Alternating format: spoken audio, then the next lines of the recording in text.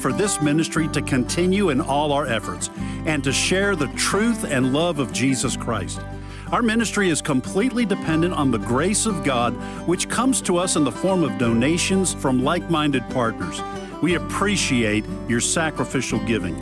Thanks again for supporting American Family Radio during our Yes He Can Share-a-thon. Jenna Ellis in the morning on American Family Radio. I love talking about the things of God because of truth and the biblical worldview. The U.S. Constitution obligates our government to preserve and protect the rights that our founders recognize come from God, our Creator, not our government. I believe that Scripture in the Bible is very clear that God is the one that raised up each of you, and God has allowed us to be brought here to this specific moment in time. This is Jenna Ellis in the morning. Good morning. It is Friday, October 10th, and this is a day that already is marking the 1 month anniversary of the horrific assassination of Charlie Kirk. And I can't believe it has already been a month, and so much has happened since then. We've seen a lot of revival in this nation. We've also seen, frustratingly, I think, some division among those on the right of, how exactly to carry on Charlie's legacy. But ultimately, we need to remember that this comes down to not what would Charlie do, but what would Jesus do, because he was always the first person to turn back to the things of Christ and speaking the truth of the gospel of Christ. So we're going to get more into that and more into the news of the day. But first, I want to thank everyone who over the last 3 days has participated in our biannual, or I guess twice annual share-a-thon, and making this one of the best share-a-thons ever. And so if you missed donating during the live programming over the last 3 days, you can still do that to support our ministry here at American Family Radio Network. You can go to afr.net and still give your best gift there. And I'm so grateful for all of you who keep us on the air, because I love each and every morning being able to sit here and talk about the things of truth together. And this is really exercising our first freedoms in the First Amendment of the liberties, or freedom of speech, freedom of a free exercise of religion, and also freedom of the press. And so this is what we're doing together, which is speaking together about truth and the things of God. And there is nothing that can or should prevent that, at least from state interference. And we sometimes self-censor, which we shouldn't, even though the state and the government may not censor us. If we are self-censoring out of fear of backlash or the names or the hatred or whatever, and we're self-censoring, then we're not doing the work of Christ and the things of God and of truth. So thank you again for being so generous over the last 3 days. And again, you can go to afr.net if you still would like to give, and you are one of those procrastinators who goes, well, wait a minute, I meant to over the last 3 days, but I didn't. There is still time. There is always time to do that. But the big news and the headline that was actually 2 evenings ago was President Trump announced a breakthrough on the Israel-Hamas deal. On Monday evening, he said, I am proud to announce that Israel and Hamas have both signed off on the first phase of our peace plan. This means that all of the hostages will be released very soon, and Israel will withdraw their troops to an agreed-upon line as the first steps toward a strong, durable, and everlasting peace. All parties will be treated fairly. This is a great day for the Arab and Muslim world, Israel, all surrounding nations, and the United States of America, and we thank the mediators from Qatar, Egypt, and Turkey who worked with us to make this historic and unprecedented event happen. Blessed are the peacemakers, and signs off Donald J. Trump, President of the United States of America. I love how proud he is of that title. It just reminds me how much he really loves America. And so for more on this, let's welcome in our fantastic guest this morning, who I was actually with along with Alex McFarland, our great Exploring the Word with Alex McFarland Ministries.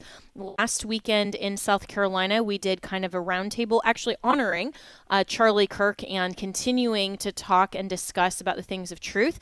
So I'm, of course, speaking about former Congressman Mark Walker, who is President Trump's nominee for Ambassador for International Religious Freedom. So, Mark, thank you so much for joining me this morning. You can follow him on X at Rep Mark Walker. I'd encourage you to do that. And first of all, what are your thoughts overall on this peace plan and the strategy? Hopefully the hostages will be released as soon as Monday.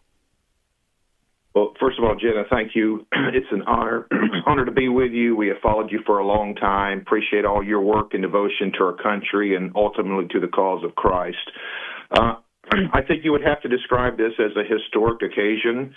Being the former ranking member on our Homeland Security Subcommittee of Intelligence and Counterterrorism, you've watched some of the videos and you've seen some of the behavior, the barbarism, the slaughter of some of the Jewish folks, and to see where we were 2 years ago to where we are now with President Trump's leadership, I think it's a day to celebrate. At the same time, I think it's to ever be vigilant and watchful of the evil that we are facing, that we see specifically a lot with the extremism, whether it's the various countries. But as far as this specific time and place, I think it's going to be marked. I can't imagine if the administration was Kamala Harris, Joe Biden, to be overwhelmingly partisan. But I applaud President Trump. I applaud certainly Benjamin Netanyahu in this situation to be able to make sure that those hostages come home. I can't imagine, Jenna, being one of the families to this day not knowing or that son or daughter may even be alive or what the expectations are. But I do think it's a day, and I am grateful for President Trump and how much he loves America and how much he's put in his attention to peace. Yes, I fully agree with that. I mean, this is a president who has wanted to approach the table diplomatically and with diplomatic solutions instead of starting wars or continuing hostilities. And obviously, he's had consequences for countries that he deems deserve it. We've seen some of the tariffs that began his administration and some of those kind of economic sorts of consequences. But ultimately, it was really to strong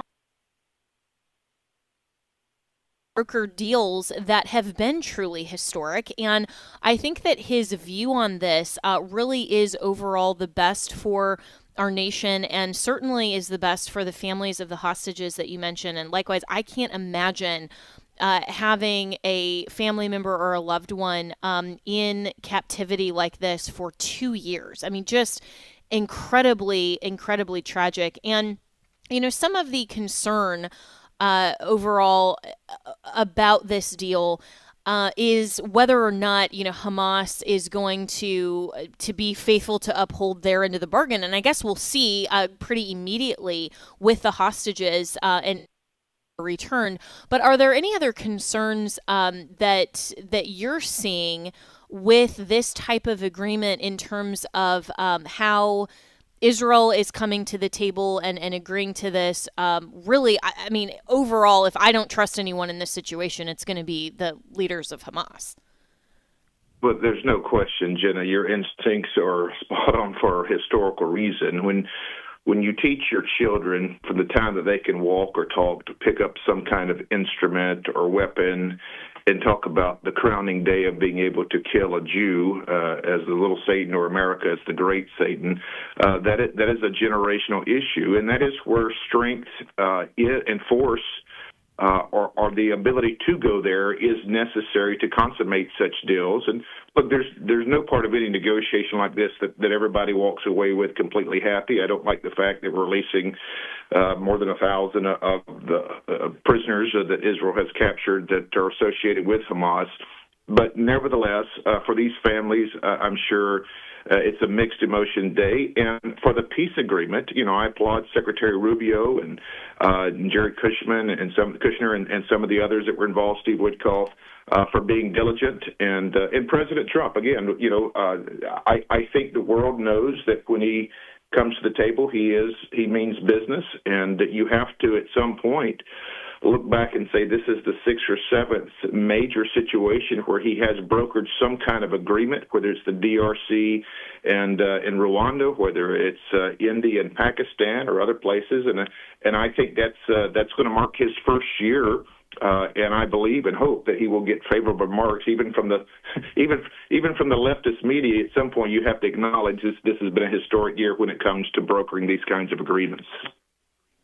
Yeah, well, Hillary Clinton said that if this happened, that she would nominate him for the Nobel Peace Prize. So I'm waiting on that announcement from Hillary Clinton's X feed.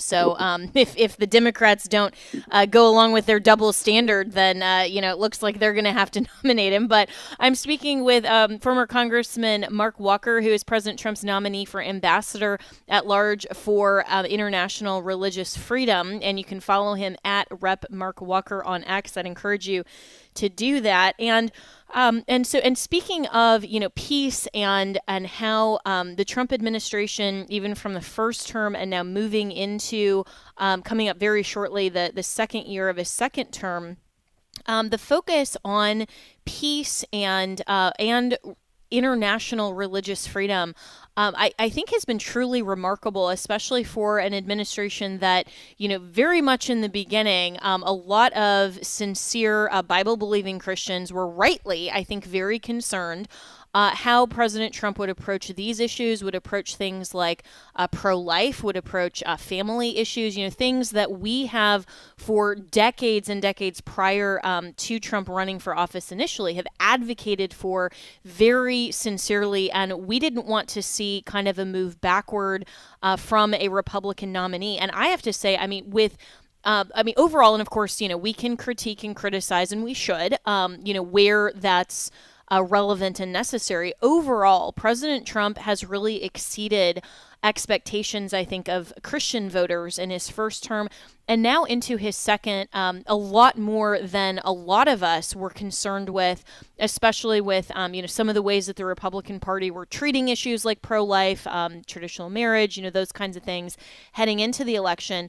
So you are in addition to being a former Congress member, you are also a pastor, you're a sincere Christian, and as President Trump's nominee for Ambassador for International Religious Freedom, this is an important position. And what does this mean overall as a representative of the Trump administration, and what are you looking to do with this position?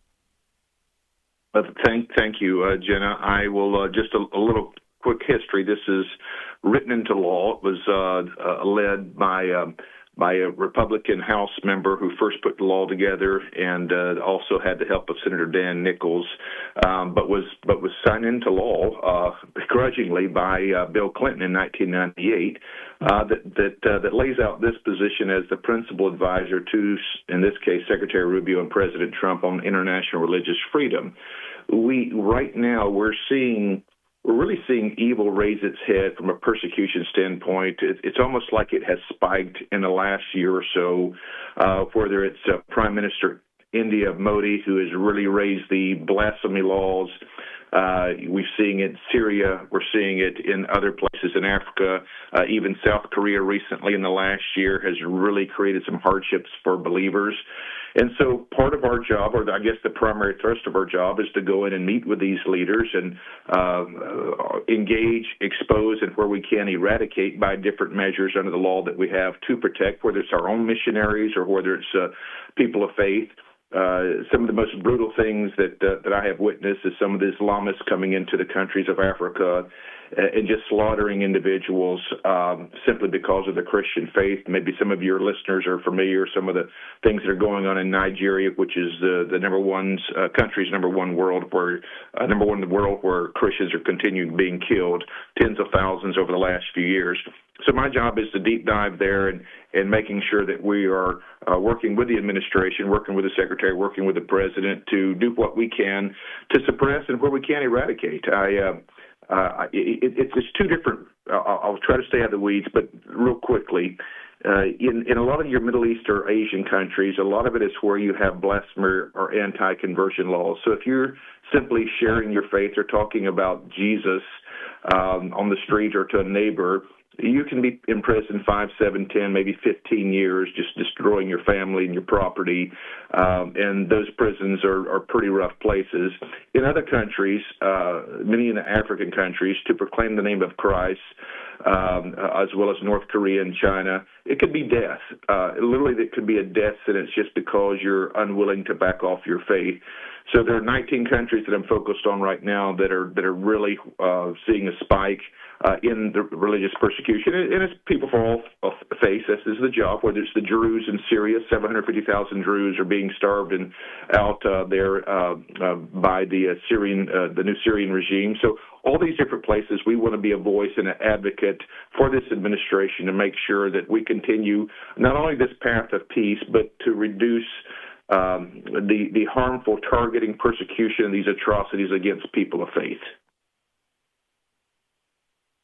I'm just going to call you ambassador because I have faith that you'll be confirmed as soon as the government reopens. I know that that's holding up your confirmation proceeding, Mark Right. Walker. But, this is so important that people understand that there are countries right now that don't have the same freedoms and liberties recognized by their governments as we do here in the United States. And it's incredible. I mean, when you look at Charlie Kirk's memorial and how so many of our own cabinet members just got up and proclaimed the truth of the gospel of Christ. I mean, that is such an incredible testament to the nation of the United States of America, and other countries need to model that and emulate that so that we can have this free exchange of ideas, so that we can speak truth without fear of persecution and prosecution.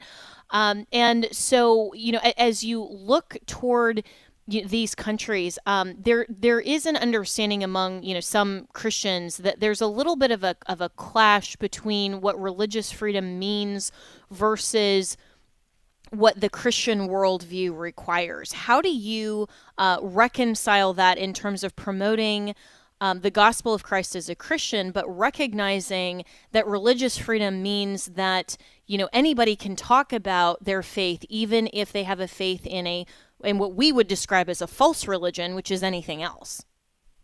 Sure.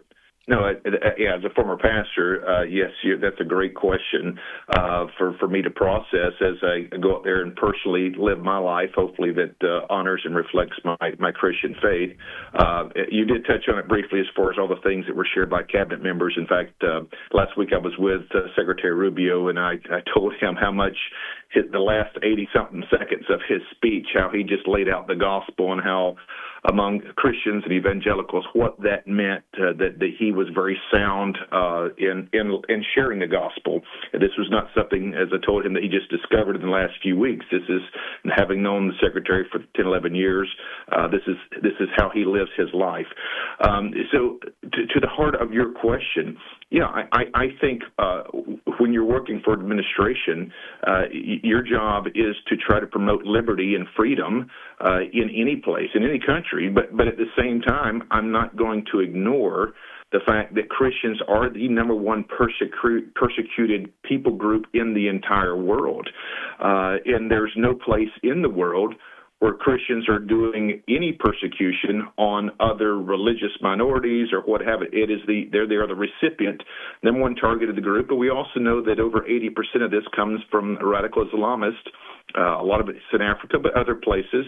At the same time, as I mentioned earlier, if you take a religious minority group like the Druze, D-R-U-Z-E, I want to be an advocate where there's religious oppression there, where folks are their livelihood, not just their lifestyle, but literally their well-being is at play. America's always been that beacon of hope. In fact, I was recently in London when one of Margaret Thatcher's I guess she was a director of comms or director of a women's group there. She's in her 80s. Her first name was Emma. And she said, Congressman, America is the last beacon of hope for religious freedom. And she said, you're the only country where it's literally written in your law. And if America doesn't speak out for the freedom of speech and the freedom of religion, no one else will. And I feel the weight of that responsibility and very, very honored to be able to work in this particular area. And I love the fact that such a sincere Christian, and with your pastoral background and also your background in Congress, I think you are the perfect fit for this role. Mark Walker, and listeners can follow him at Rep. Mark Walker on X. I'd encourage you to be praying for his confirmation hearing, and that would be quickly expedited as soon as the government reopens. The sombrero memes will continue until morale improves, I'm told, on this Schumer shutdown and all of the things that the Democrats are trying to push. But we have business to do as a government, and this is one of them. But we're going to take a break here and then come back with more with former Congressman and current nominee for Ambassador to International Religious Freedom, Mark Walker, because I want to talk about the state of religious freedom in America and how we move that forward here in the home front and abroad, but especially here in the United States. So we'll be right back with more here on Jenna Ellis in the Morning.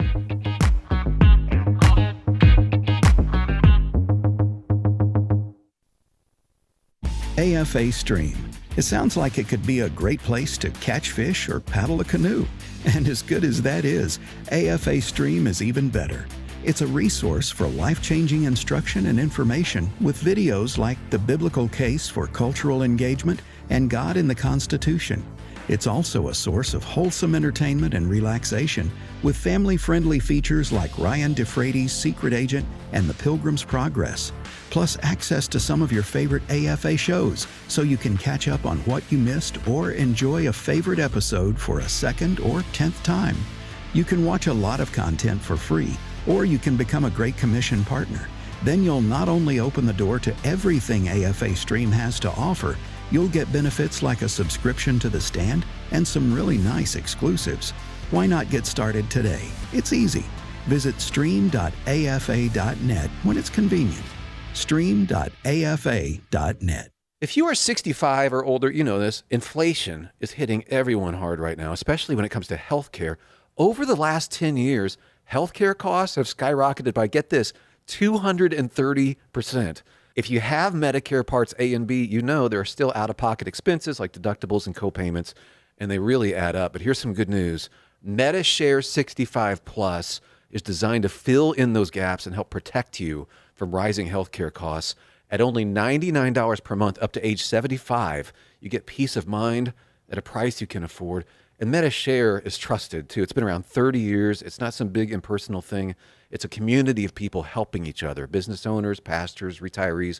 People love it. MediShare 65 Plus just makes sense. To learn more, give them a call. They're great to talk to. They'll offer to pray with you each time you call, too. Call now, 833-45-BIBLE. That's 833-45-BIBLE, 833-45-BIBLE. Hello, Americans. I'm Todd Starnes. Stand by for news and commentary next. 3 Muslim activists arrested after they attacked a Christian church in Euless, Texas. The Muslims sprayed hateful graffiti on the walls of Uncommon Church, criminal activity captured on surveillance video. They wrote anti-Israel messages on a brick wall of the non-denominational church.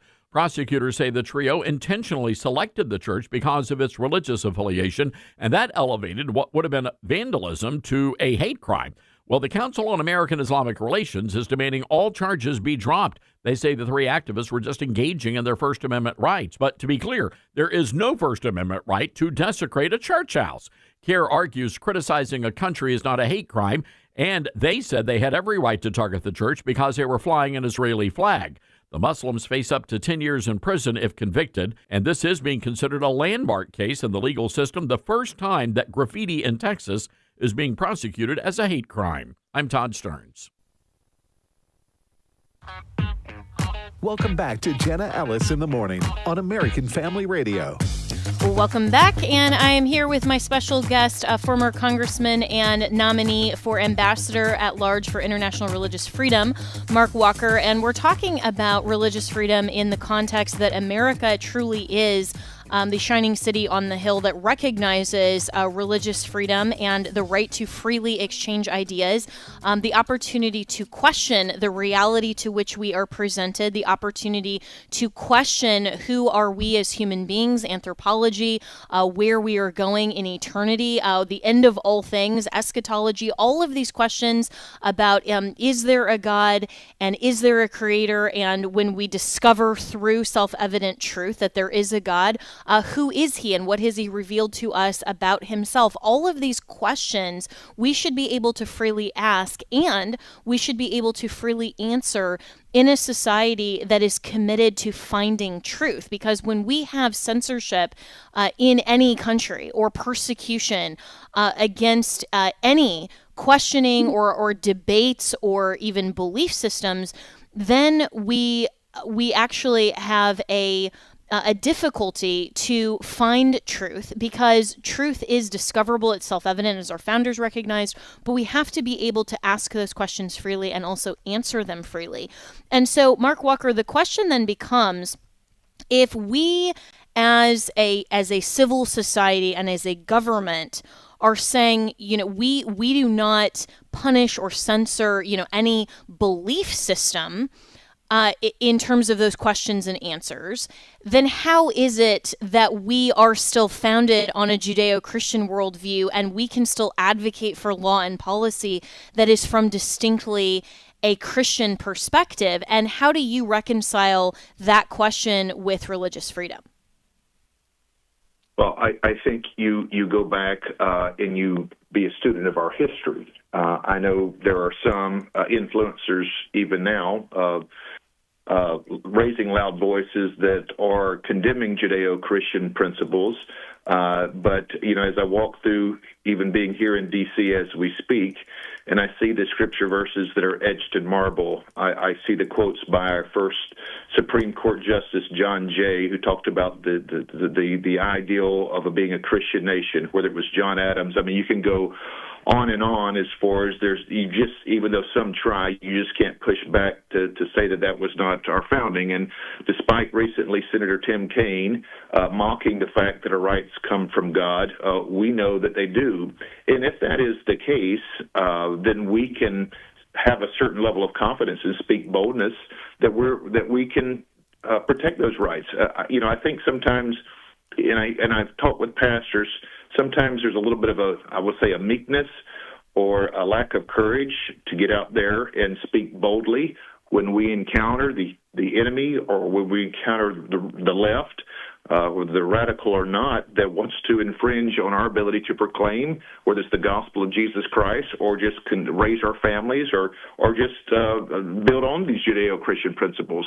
And I think one of the things that we have lost in this country is the pulpit's ability or willingness to be able to get out there and speak boldly and pushing back, whether it's in our education arena, whether it's secondary education, or whether it's on our university campuses.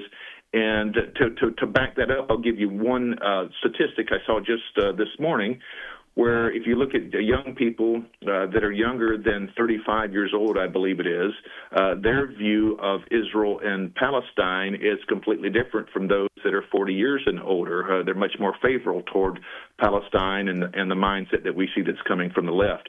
Those are the kinds of things that I think that we've got to speak more boldly here in our country, in America, to make sure that we have a generation, and I think we're seeing some improvement there recently, but having a generation that understands what those Judeo-Christian principles mean in our society here in America.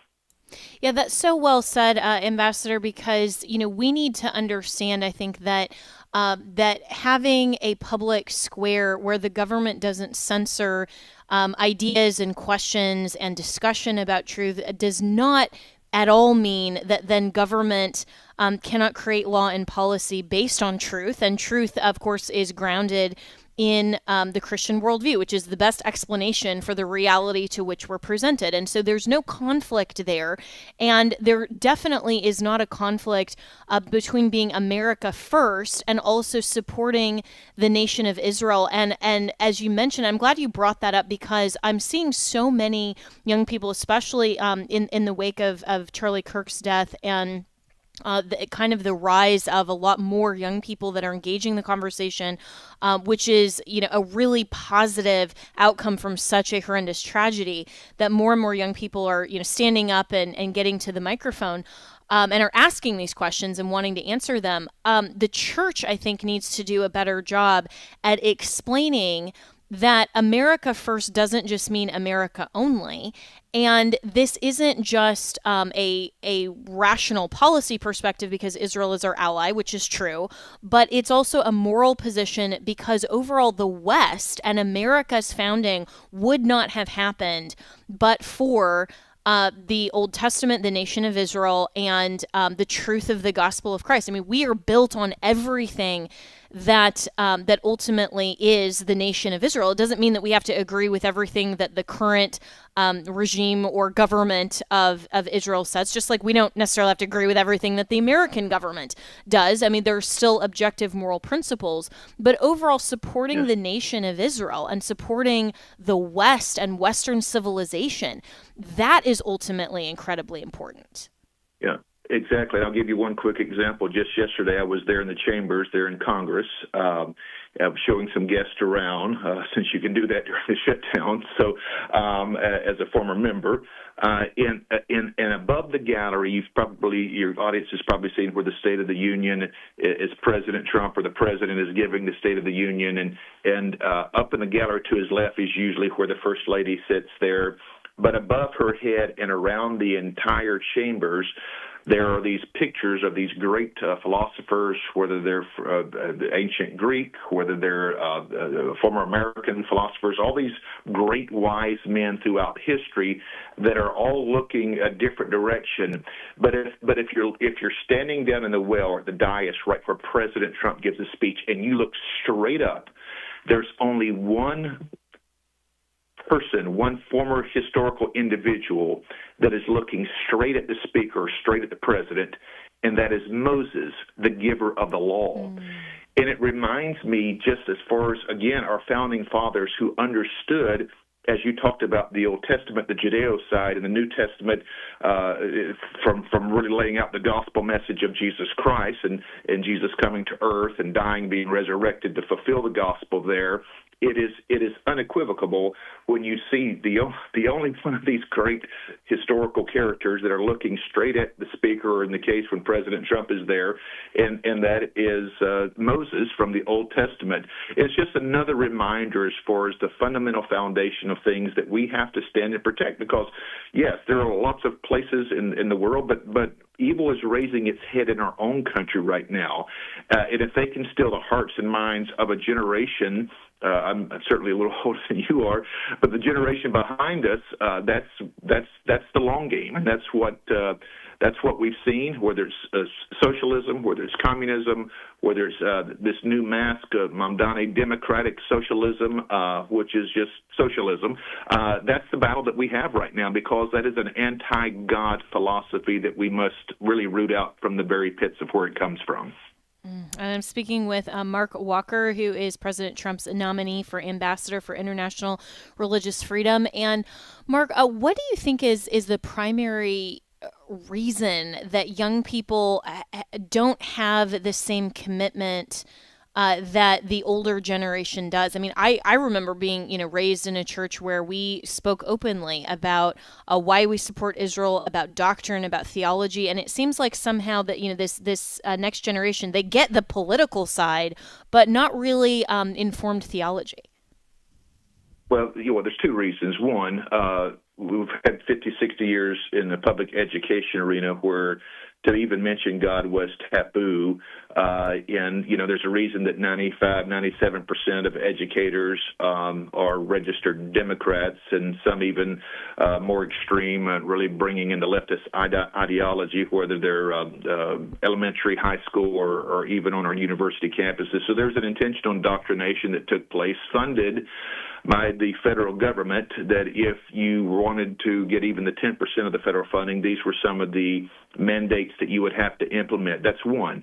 Part two of that is, and I want to drive this home in the short time that we have left, is the lack of, whether it's inability, willingness, or courage by the church to fulfill its role. Historically, if you look at our founding fathers, Roger Williams, William Bradford, these were men of God that filled the pulpits on Sunday, but were very involved in the political arena. And even if you want to make the case, and I see this a lot in some of the younger pastors, that politics isn't really something that we should discuss in church. Well, here's where and I believe that you're missing on it. If you want to go back 50 years ago, where there was one nightly news program of 30 minutes, whether it was Walter Cronkite or whoever, I might can understand your point, because the biggest difference between Republicans and Democrats, we're talking about how much should be delivered versus, from a money side, how much should be arbitrated one way or the other. But with the onslaught of the social issues and the attacks on the family and men and women's sports and the trans movement and all the other things that we've seen over the last few decades, the cheapening of life, the pastors, I believe, that was their moment to be able to engage. And my point is this: if your parishioners are being engaged with 9 or 10 24-hour news networks, you're getting a constant stream in several different social media platforms. If you're not leading your people, if you're not educating your people from a biblical worldview, then who do you expect to lead them? Who do you expect to be able to counter the world's programming that's wanting to dub down the very godly principles that we hold dear? And I think that's really where we've got to see it turn, and hoping, as we've said a few times, as you've eloquently mentioned, that Charlie Kirk, his passing is a wake-up call for ministers, and I've seen a few of those out there, willing to be able to engage and take on a liberalism and a radicalism that is our culture today. So well said, and absolutely. It reminds me of Vodi Bakum, who is another great that we've just recently lost, Yes. when he said very famously, if you send your kids to Caesar, don't be surprised when they come back as Romans. And, his point is, if we send our children to be educated by the world and indoctrinated by a non-Christian or any other worldview other than the truth of Christ, we shouldn't be surprised when then they come back thinking like the world. And we have to take a much better position than that, and parents need to be responsible and understand that God gives children to parents, not to the state or the government, for their upbringing in the fear and admonition of the Lord. And this is another great thing that President Trump is an advocate for school choice, for homeschooling. All of that is so great. But in just the last few minutes that we have here with you, Mark Walker,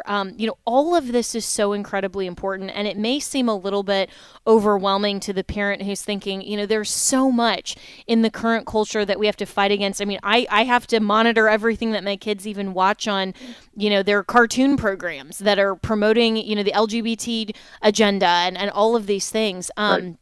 It's so difficult in this day and age. How would you encourage, from maybe a pastoral perspective, parents, but then also the young people who are listening, to really engage with truth in this moment?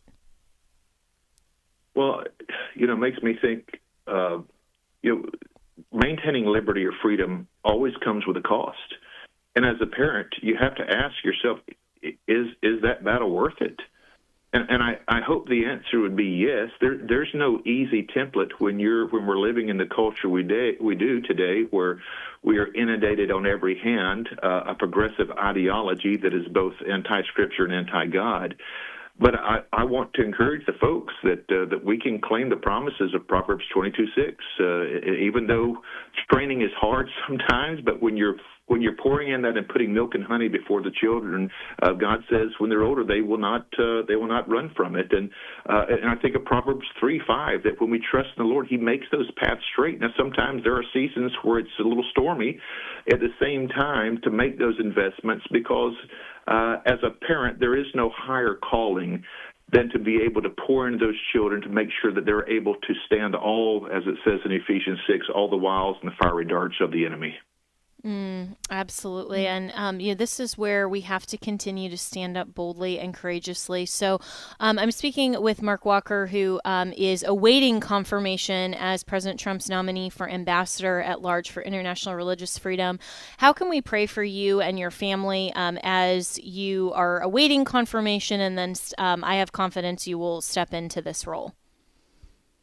Thank you, Jenna. We're trying to exercise biblical patience. There are sometimes days where we're a little frustrated because we are getting people from all over the world that are reaching out to us, ready for us to engage. We want to engage. So just praying for, as you talked about earlier, an expeditious hearing that we can get up and going. We've got about 30 people in the State Department that oversee the vast global regions of international religious freedom. So number one is just praying for the process. And number two, and I don't usually like to say this, but you've asked me point blank, praying for protection.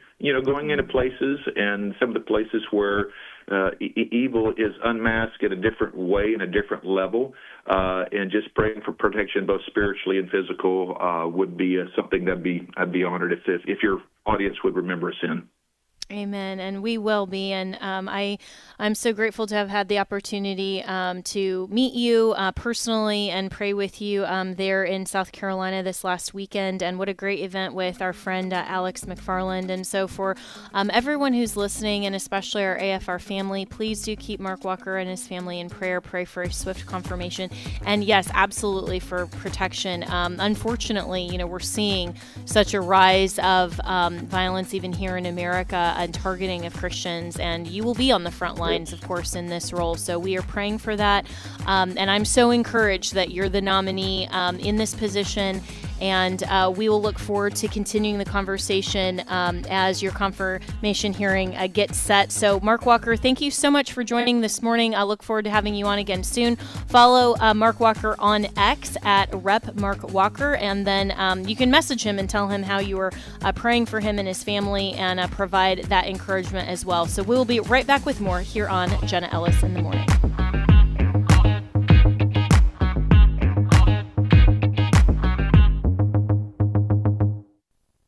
Is our theology of money upside down? Our vision is that all Christians would see God as their ultimate treasure. It's a game changer of an idea, and we start with this idea that God owns everything, and we are His household managers of what He has entrusted to us. So we own nothing, but we have stewardship responsibilities. Faith and Finance with Rob West, weekdays at 9 a.m. Central or on the AFR app.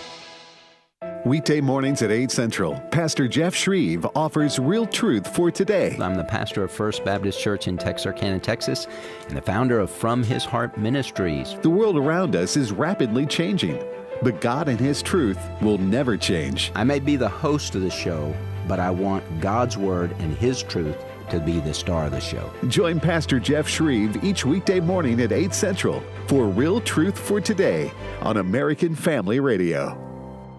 But you are a chosen generation, a royal priesthood, a holy nation, a peculiar people. My name is Abraham Hamilton III, and this is the Hamilton Minute. When the Spirit of God penned those words through Apostle Peter, he meant every bit of them. Christ's following is distinct from the world. Christ's followers must look different from the world. We shouldn't be surprised then when the world does not understand us and demonizes our faith. Jesus said, the student is not above the teacher. The world hated Jesus. We mustn't be surprised when the world hates us. We are called to be peculiar. Understand it. Embrace it. Get comfortable with it. Get used to it. We are in the world, but not of the world. Stay peculiar, my friends. Listen each weekday from 5 to 6 p.m. Central for the Hamilton Corner with Abraham Hamilton III, Public Policy Analyst for the American Family Association.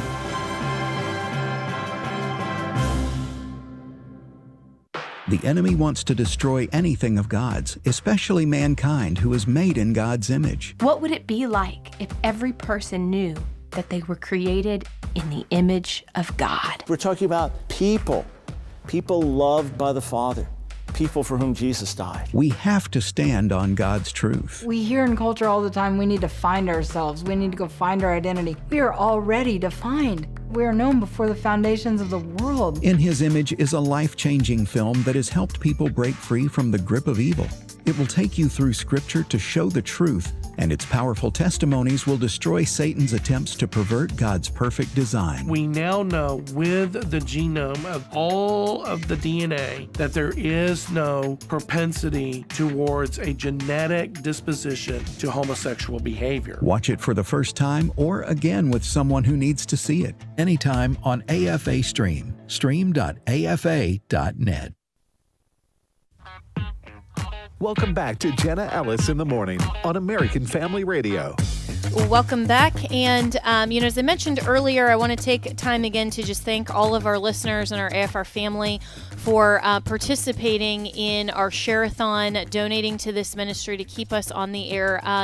We talked at the opening of the program that today is the 1 month ago of Charlie Kirk's assassination, and in seeing the continued ripple effect of that absolute tragedy, both for good and mainly for good, but some obviously a loss of his incredible voice, and some kind of infighting that I think is entirely unnecessary for those on the right. It's just reminded me more and more how important it is that we continue the work here at American Family Radio Network, because unlike other networks that maybe speak from a conservative or even Republican viewpoint, or they have talking points from various candidates' perspectives, all of that, we're not beholden to that here at AFR, and I love that, because as someone who regular listeners know, I did represent President Trump and spoke on behalf of him, so of course was beholden to his viewpoint, and that's fine. That's what you do as a spokesperson. There is a lot of freedom in being able to represent Christ and be an advocate for just the things of truth, not any particular candidate or person in office, any particular party or partisan viewpoint. And there's a lot of responsibility in that as well. Because, if I thought that it was a lot of weighty responsibility to speak on behalf of a current sitting president of the United States, how much more should we as Christians always recognize that we have such a profound responsibility, and we should take that very seriously when we are daily at every moment representing Christ in all that we do, especially to those who have not yet come into a saving knowledge of him. When those who are not saved, they don't embrace Jesus, know that we are Christians, then we need to take that very seriously, that they're looking at us, and do they want the life and the joy that we have? And it's not just that we're the ones who are rich in status and wealthy in property and all this other stuff. No, it's not about having the things and the material things of the world. It's about having joy and peace and truth and answers. And so we live that out constantly, and we can provide that hope. And, as I've been reflecting on my friend, Charlie Kirk, and the loss of his voice, and seeing so many of the reels that, he just sat out there. I mean, he just engaged these college students and, and even professors and adults that would come and step up to the microphone to talk to him.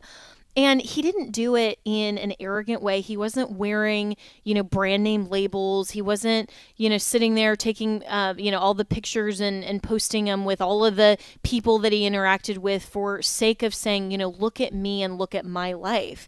He just sat there, honestly, as, frankly, a young man, and I knew him kind of as a kid, right? And I can say that being in my 40s now, anybody who's under 25 is a kid. But, when I met him when he was much younger, he just had this hunger and this drive to understand truth and to speak it and to live it. And that really needs to be our drive consistently. And I love what Ambassador Mark Walker said in that drive to consistently promote the truth of the gospel of Christ, because at the end of the day, that's all that matters. I mean, and at the end of the day, meaning literally at the end of our lives or the lives of our friends, every person, every human being is made in the image of God, lives in reality, whether or not, the leftists want to acknowledge reality, they still live in it. And the reality is that one day all of us will die and we will stand before our Creator and be accountable for what we did in this life. It's really an incredible thought, if you think about this, how fleeting and how short of a time we have in this present life, in this reality. Even if you live to be, over 100, which is, kind of a feat in today's modern era. If you live to be over 100, compared to eternity, that is not even a grain of sand. That is not even a vapor. That is not even a wisp of a moment. And yet, your entire eternity, my entire eternity, is determined and dependent on the choice that we make while we are living to accept and acknowledge the truth of reality that Jesus is Lord, and accept his free gift of salvation, that when we stand before him, we will have to answer for our sin. We will have to answer for the sin that we committed here on earth. And we will not have an answer. Not all of the other things that we did good. If you spent every moment being as philanthropic and from being as wealthy as Elon or Jeff Bezos or, Bill Gates or any of these people, even if you gave every dime that you had to charity, you did such good work,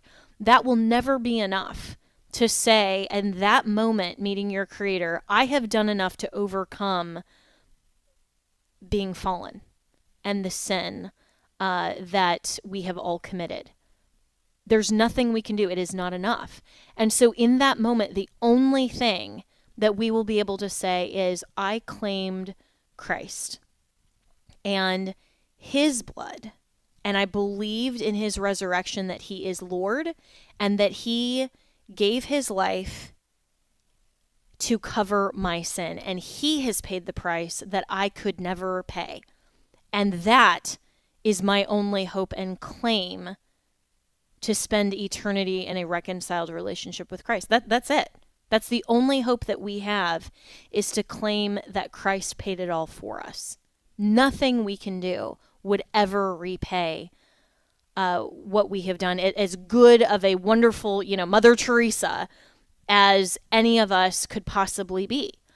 And we know that because there's always someone else who has given more, has done more, and done more philanthropic, objective good than us. Even if we spent every waking moment in ministry, there's not enough that we could do. And this is why it's so important to disciple the next generation, because understanding, evangelism, of course, is key. We have to promote the truth of the gospel of Christ. But then when our friends and family and children and, everyone we come in contact with, when they make that profession of faith, which is not just believing, it is choosing to recognize the reality that Christ is Lord, when they accept the free gift of salvation and Christ's propitiation is the theological term, to justify us for his gift to cover our sins. When we accept that, then we have an obligation and a responsibility to teach truth and the things of God to those around us. And so I would just encourage you to be like Charlie in this sense. And I have taken this very seriously in my life as well. So, I'm preaching to myself as well, always. But to take very seriously having a spiritual mentor in your life, and I have many. A lot of the people that I bring on this program are actually the mentors in my life, because I'll ask them my questions and they'll say just these amazing, profound answers, like Pastor Jack Hibbs, who I just love. I'll text him and be like, let's talk about this. And, call me and we'll talk about it. And they'll say, yeah, we have to talk about this on air because everybody else needs to hear this too.